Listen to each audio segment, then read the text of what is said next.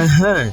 Hii ni moja kati ya story ambayo itakushangaza kidogo kwa sababu imefahamika kwamba kila mtu anafanya kazi kwa lengo la kupewa mshahara, na mara nyingi inapelekea watu kufanya kazi vizuri na kukesha makazini ili kuweza kuongezewa mshahara.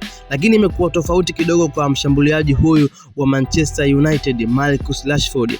Amefurahia kupunguziwa mshahara ili kupewa fursa ya kuhama Manchester United. Kumbuka kwamba Marcus Rashford alienda kwa mkopo Aston Villa, alipelekwa kwa mkopo Aston Villa na klabu yake ya Manchester United. Sasa Marcus Rashford ametaka kupunguziwa mshahara ili apate nafasi ya kuhamia Barcelona.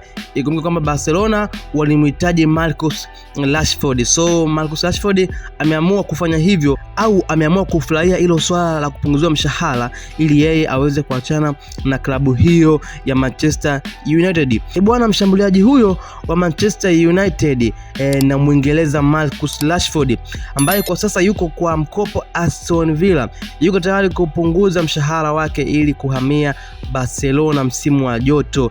Bwana Barcelona walitaka kumchukua Rashford kwa mkopo kutoka Manchester United mara ya kwanza, lakini wakiwa na chaguo la kumnunua ikashindikana. Lakini for now inaonekana kabisa kwamba Rashford mwenyewe ameridhia kwenda Barcelona. Sasa sijajua kwa nini kaamua kwenda Barcelona, sijajua kwa sababu labda ni nyota yake au kiwango chake kwenye timu ya Manchester kilishuka au kilipungua, so anataka kwenda kuongeza nguvu pale Barcelona, kwa sababu kwa sasa hivi Barcelona imekuwa ni timu tishio sana na imekuwa moja ya timu ambayo inafanya vizuri kinoma noma. Sasa sijajua kwa sababu gani au sababu itakuwa ni hiyo. So ngoja tusikilizie hii issue itakavyoenda au issue itakavyokuwa, but issue yote ya Rashford imekuwa kama hivyo. So usisahau kusubscribe na kushare na kulike. Mimi ni yule Job Bad the Bad Sniper. Mimi sichagui ni story gani kusogezee, as long as imetrend, as long as imeshakuwa kutrend hapo kabla na imetrend pia